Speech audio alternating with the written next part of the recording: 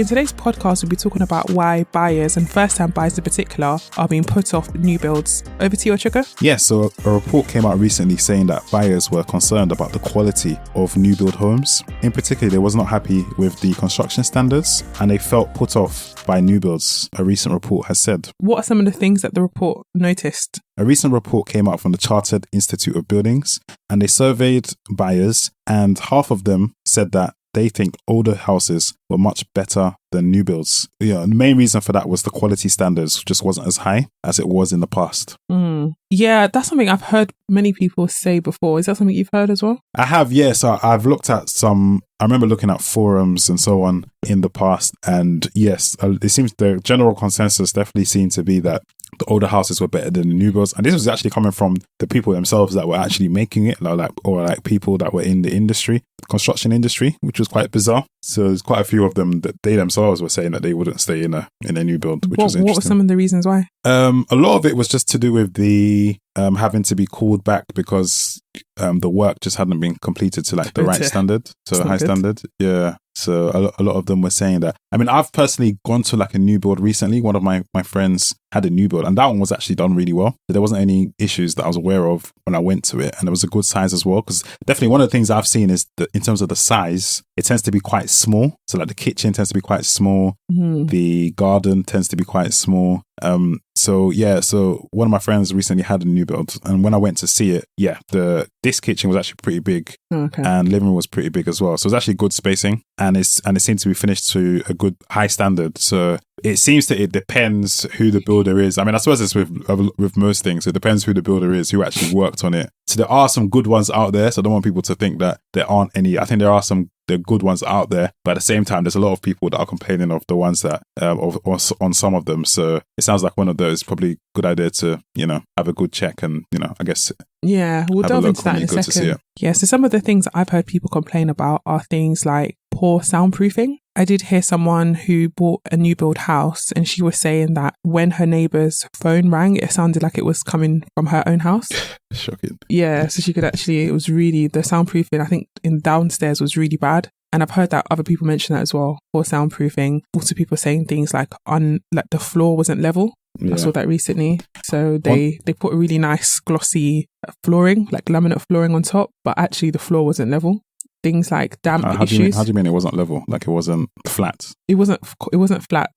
Really? It was at angle. If you put like a marble on the floor, it's gonna roll. Yeah, it was slightly uneven. They didn't level the floor. Bizarre. Yeah. So it looks nice. If you looked at pictures, it would look really nice, but actually isn't that basic? If you walked on it, you wouldn't even think of that. Yeah, I think they just wanted to cut costs. So rather than spend the money that it would have required to level the floor, they just put the laminate on top. I'm thinking maybe it was on a hill or something.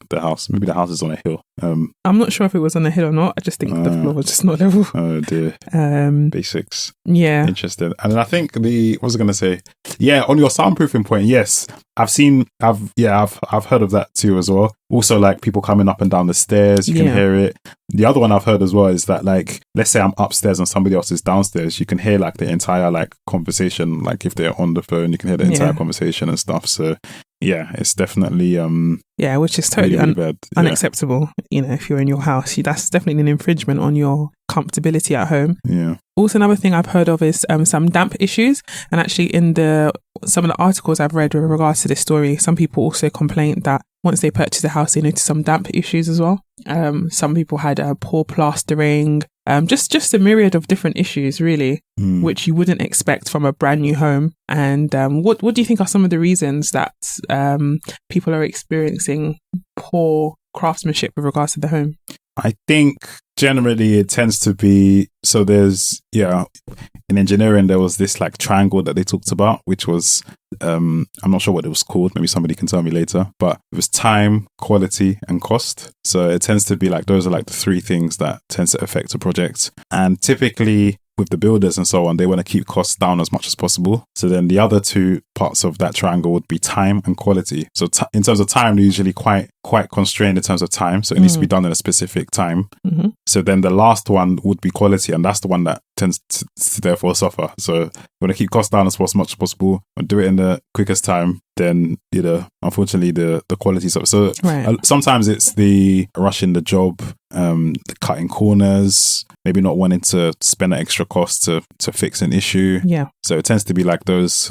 Usually, it tends to be those kind of. I would imagine it tends to be those kind of issues, and also just different levels of standards in terms of service. Like there are some people that really take pride in terms of what they're doing, and there's others that are kind of like, as long as they get the money, then they're fine. There's also, of course, cowboy builders as well. Right. We call them cowboy builders. What would you define as cowboy builders? People that do very shoddy work. Yeah. And try to get away with it. Right. Yeah. So there was this program called Rogue Traders, and that was on BBC. So they would always like investigate sort of builders and so on that were cowboy builders. So I imagine they're notorious in every industry, or in most industries, but yeah, particularly in the construction field, unfortunately, there is quite a few. So the effects are long lasting, isn't it? If you purchase a house, it's a large sum of money, and the work hasn't been done well, the impact is huge. Yeah, I saw an article where this woman, she had spent over £300,000 for her new build house, and after a few months, she still hadn't been able to move in because there was damp, there was mold, there was an issue with a bug infestation. And the developers, after she complained, they did some sort of heat treatment for the damp, but it didn't work. So for months now, she's having to pay a mortgage on a property, whilst also renting somewhere elsewhere where she's living, whilst the house is being sorted out, which is a nightmare situation. So it's not just like, you purchased a t-shirt and it didn't fit well. This is catastrophic, really big ramifications, because she's still having to pay her mortgage right now. So while she's paying rent elsewhere. I did hear some people talk about perhaps if they increase the number of tradespeople, this could help solve the issue. What do you think about that? I'm not sure on that one. Maybe I'm not sure. I feel like it seems like there's loads already. I'm not sure if that would solve it. It's more when they do it, just for them to do it very well. Right. But I understand it's that kind of balance between cost and quality and so on. But I suppose for me it's more just like that kind of the standard being established, and then I don't know, for them, I don't know if there was some kind of way of them keeping to that standard. I don't know what that would be. But there seems like there should be some sort of sign-off, official sign-off, maybe an independent sign-off. Because how can you build, particularly if it's like a brand new block, if it's a brand new block of apartments, for example, of new builds, they could just say, it's fine. Surely there should be some sort of independent check, because the whole building could be a disaster. And actually, there was a building in Greenwich recently. Apparently it cost £32 million. Actually, I think it was a few buildings, a development in Greenwich. And recently the council announced that it's going to be knocked down and rebuilt, despite the developer spending £32 million on it. Really? Because it wasn't up to standard. Wow. And they didn't build it.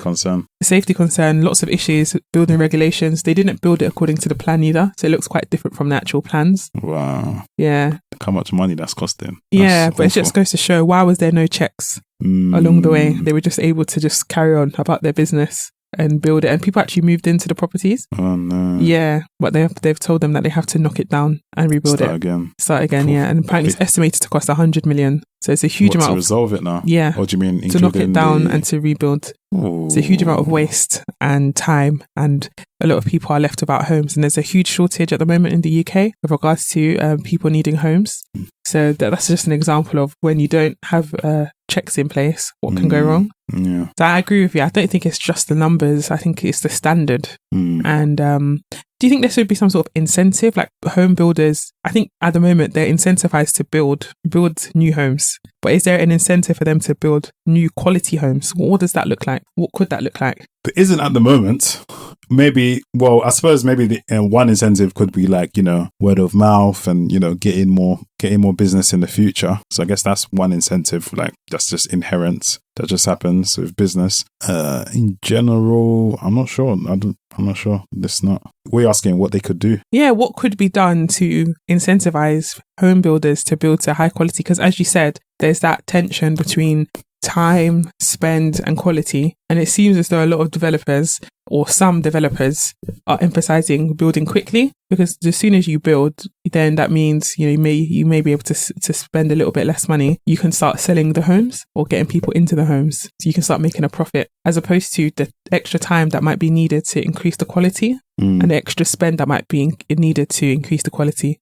Well, I was going to say, what can be done? Yeah, what can be done? Maybe some kind of independent kind of person comes to verify it. Yeah, like I think that'd be a good idea. Independent, kind of like with finance, you have like your auditors that come, you maybe your PwC and KPMG and so on. Yeah, they come to check that your accounts are put in order properly. So likewise, they could have something like that for like a quality inspector, right? That comes and and if they don't, then they get a fine or something. They get like a fine and they have to address it. And they have to spend the money, because then they take it very seriously. Because once you start doing fines, and reputational damage and so on, suddenly they start taking it very seriously. Yeah, it'll be a different story. Just the fines alone. I mean, because if the incentive for not doing good work is money, knowing that if we don't do good work, they're gonna get a huge fine. I think that will definitely change things. I think that's definitely something the government should look into doing, because that would also in the survey, people also say they have a lack of trust. Yeah, which means that you could have a developer that is doing good work, but just because it's a new build, people automatically think, oh, it's probably not going to be as good. Yeah,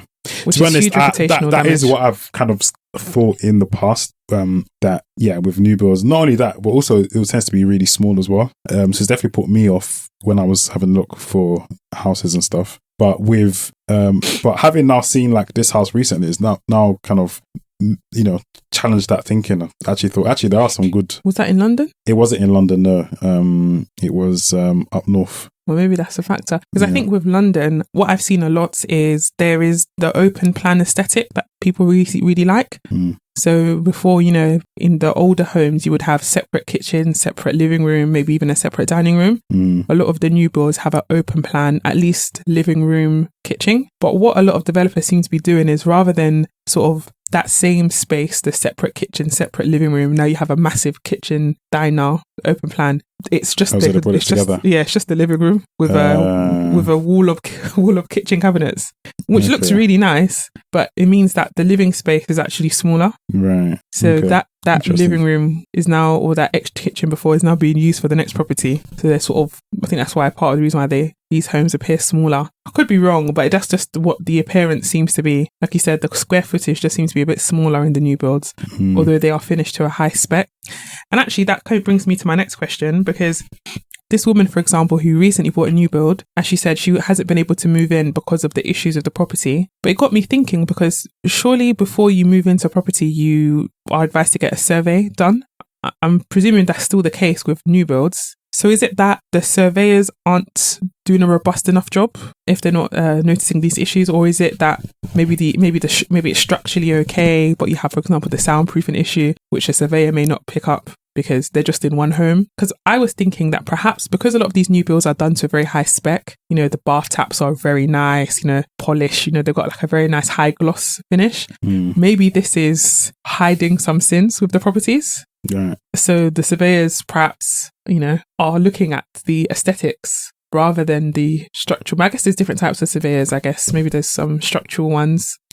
Yeah, I'm not completely sure. I think I would have thought they would have focused on the structural things first, but it could be that maybe there's like a hierarchy. There's like certain ones that they prioritize. Like, for example, maybe they prioritize like the roof and whether it will actually be able to stand, like the foundations and stuff like that. So maybe they prioritize those first. And maybe there's other like little ones, like, I don't know, how thin the walls are is probably, maybe that might not be a high priority for them. So maybe it might be like a priority matter. But I'm not sure. We'd have to ask. I mean, we could. I mean, potentially, if could get a surveyor on one day and ask them. It would be good to know. Yeah, because even just for people that are going to be house buying in the future, if they are considering a new build, it will just be helpful to know what to look out for.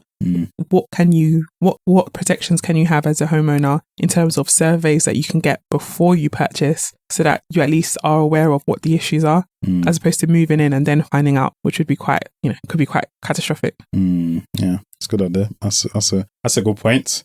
Oh, okay. So another point to point out is that quite a few new builds do have warranty though. So they would be able to, so the builders would be able to come back and fix any issues that they would potentially have. Is it any issues or is it certain issues? Okay, yeah, probably certain issues. Yeah, you're right. There's probably like a list of certain ones that they would fit. Right. And maybe there'll probably be like a time limit. Yeah. That they can do it in. And it might also have a small fee as well, perhaps. Depending on the developer. Might be, yeah, that's true. Yeah, it could be like a small fee as well. And it probably depends on the, like, maybe different developers do different, have different lists on what they cover and they'll cover, or if they even cover anything at all. Right, exactly. So, it's probably something that, if anyone's looking for like new builds, probably something to look into, carefully to see what exactly is covered. Yeah, read all the terms and conditions and the legal pack associated with a property, and What are your thoughts on new builds? Have you looked into, when you've had like when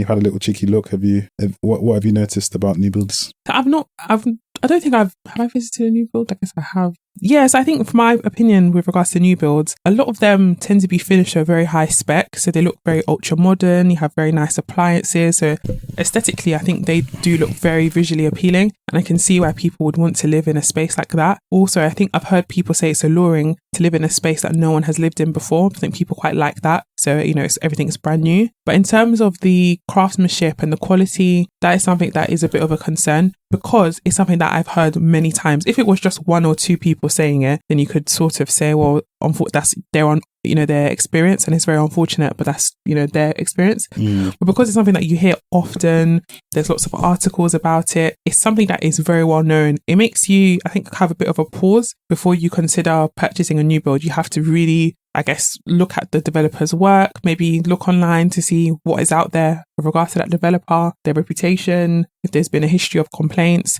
and probably delve into what we've talked about, the surveys, the warranties, things of that nature, just to give you peace of mind. And I think definitely, in general, even if you're buying an older property, that doesn't mean that is devoid of issues either. So I would say definitely make sure you get a survey. If you can get the top spec of survey, I would say get that, just to give you a bit more peace of mind before you close on the home. So at least if there are issues, you know what those issues are. Maybe you can get some money taken off of the asking price, or you can see if you get it rectified. Because rather than moving in and then contacting the builders to say, oh, could you fix this? Who knows how long it will take them to fix it? I think I would rather just know that I'm moving in and all the issues have been resolved. So I wouldn't say I would completely put off, but I would just have to do a lot of due diligence before I venture into a new build. How about yourself? Yeah, that's really great advice there. Certainly on terms of that, trying to make sure as much as possible is done first time, and before you move in, rather than wait, because you know what sometimes builders are like, they'll say they come in, but when are they coming? We don't know. So it's then you got to wait for them to come and all this business. So if they can just do it and it's done, then that's definitely much better. But for me, I think I've just always felt like from the ones I've seen, it's just that it just tends to be quite small. The sitting rooms, the living room, the garden does tend to be quite small, quite tiny from the ones I've seen. So, and even the rooms as well tend to be quite, even you notice as well, I don't know if you've noticed, sometimes you look at the brochure and you'll notice they'll use the table they'll use will be a really, really small circular table, and then they'll put it in the corner and then put smaller chairs as well. So to make the place look bigger, and it's you fall in. I can see this thing is, that's funny. You know what I mean? It's those kind of little tricks. So the way they're seeing that, it's you see, it's because they're small. That's why they're doing that. Yeah. Kind of thing. So it's that's definitely one of the big things, and for me, I prefer it if I prefer a more spacious house. So that's been off-putting from what I've seen. And I too have also heard the complaints as well from people saying that they think the older houses, Victorian houses and so on, tend to be better built. But then also I heard somebody did make a good point. I mean, I saw it on a forum. He said that look, they are cowboy builders now, but they're also cowboy builders back in the day as well. Right. It's not a new phenomenon that there are people that don't do things well effectively. There are people that haven't been doing things well. There were people that weren't. There were probably cowboy builders 50 years ago, 100 years ago as well. Yeah, which is a good point. So you kind of got to take it on a case by case basis.